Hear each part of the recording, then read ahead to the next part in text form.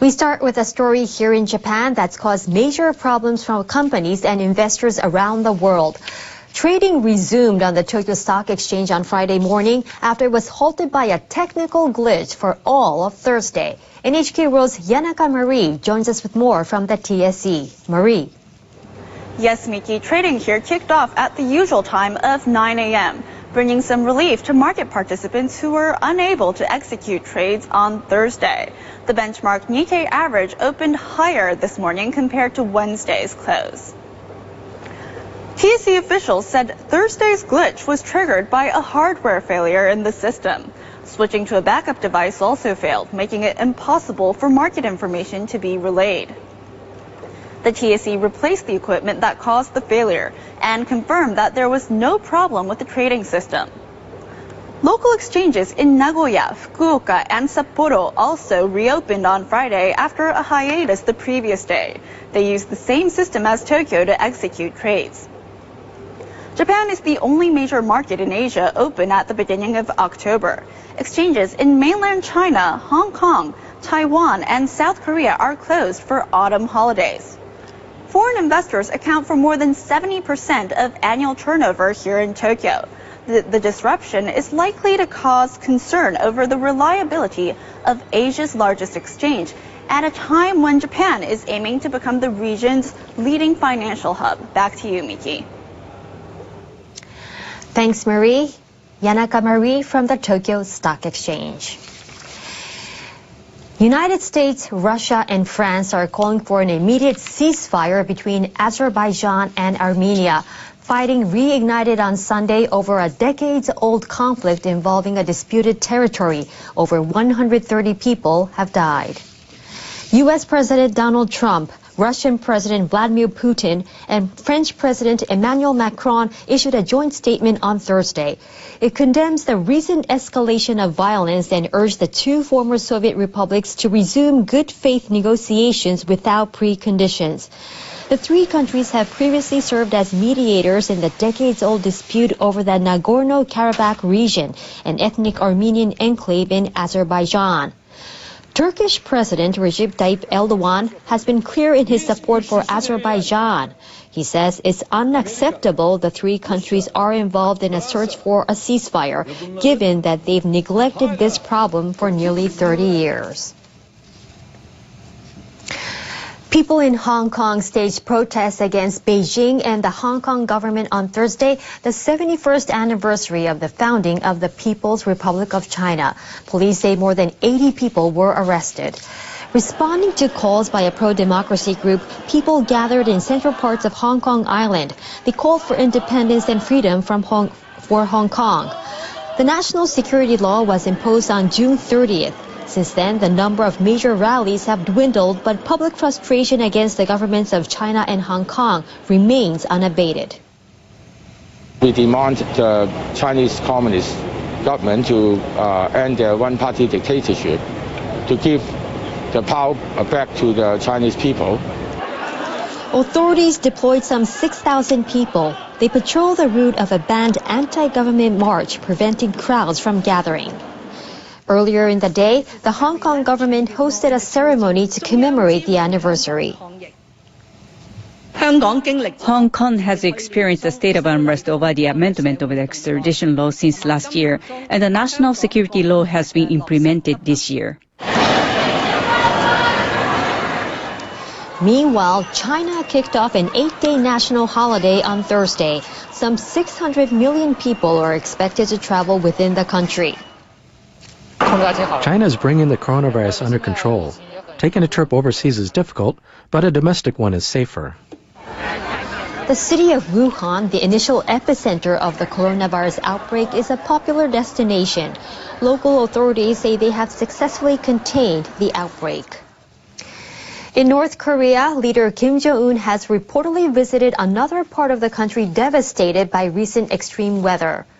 State media say Kim praised soldiers who have been helping to rebuild in the eastern province of Gangwon. More than 1,000 houses there were damaged by flooding in August. It is the latest visit by Kim to communities recovering from heavy rains and a trio of typhoons. The paper quoted Kim as saying that 2020 has been a year of unprecedented hardships. He was accompanied by his sister, Kim Yo-jong, who is widely seen as an increasing powerful figure in the regime. It was her first public appearance since late July. The European Union is taking legal action against the United Kingdom over its plan to override parts of the Brexit withdrawal agreement. This draft bill is, by its very nature, a breach of the obligation of good faith laid down in the withdrawal agreement. Moreover, if adopted as is, it will be in full contradiction to the Protocol of Ireland, Northern Ireland. The UK left the EU in January. The withdrawal agreement ensures that EU rules apply to trade between Northern Ireland and the Republic of Ireland. The North is part of the UK, but the Republic is a member of the EU.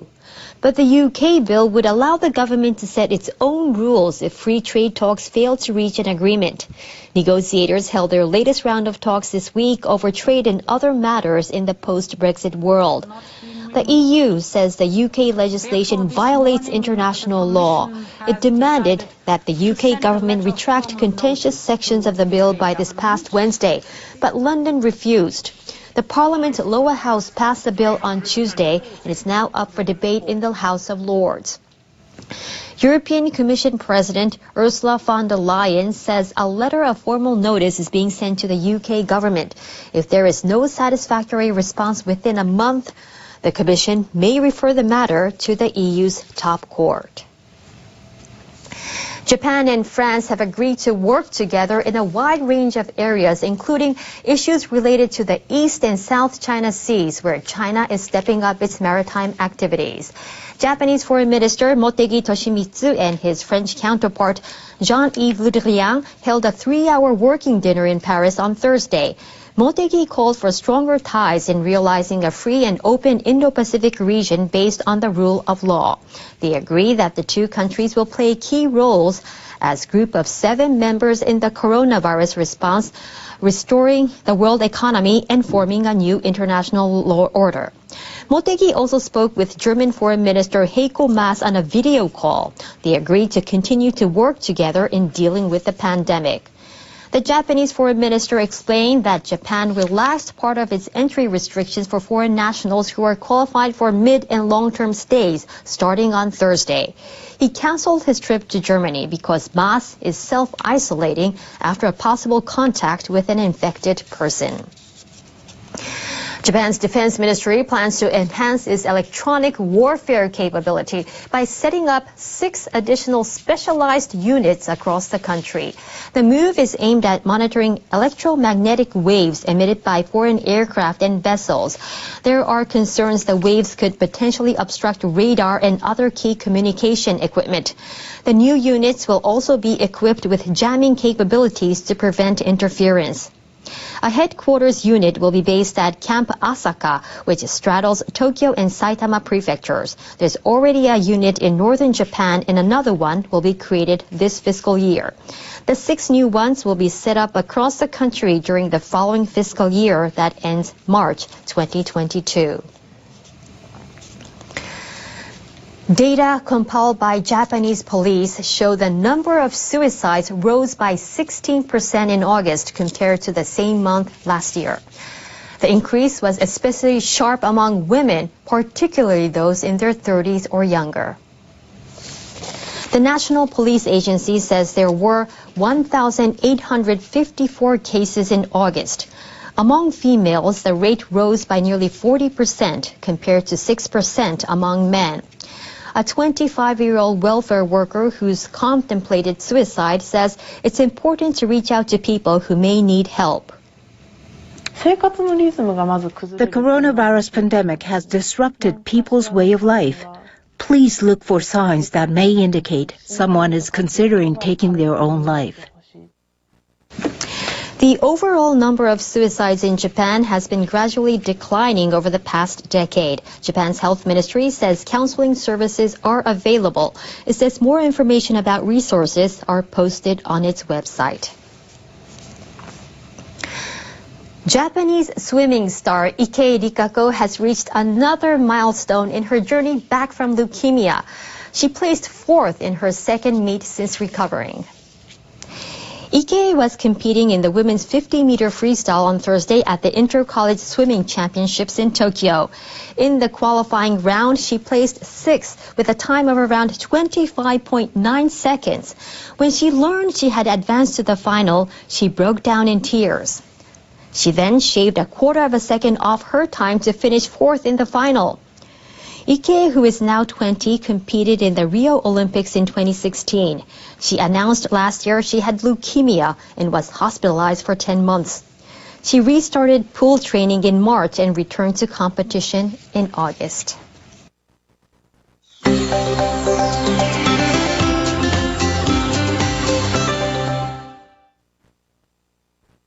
Let's check out the world weather with our meteorologist Yoko Komagata.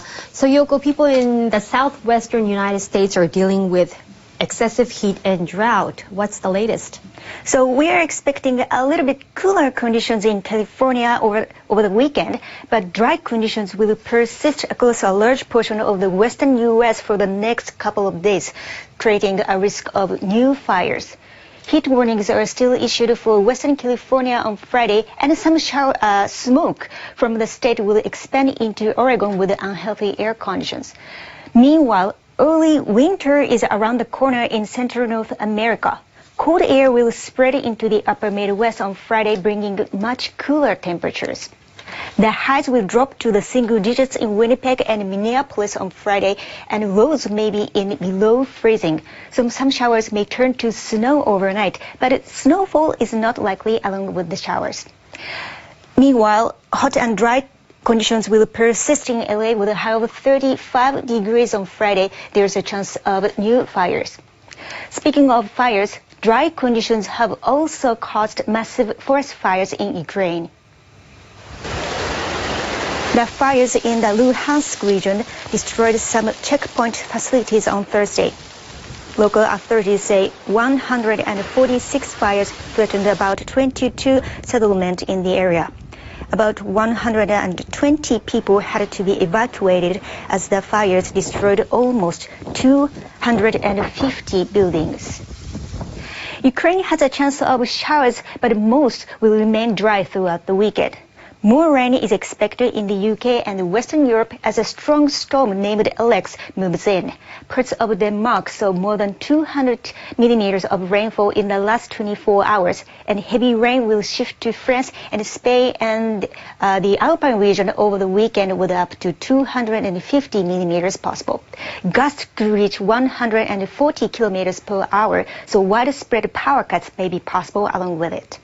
London and Paris will have wet and windy conditions on Friday, and some showers and severe thunderstorms are expected in Lisbon and Madrid as we go into Friday. That's all for now. Stay safe.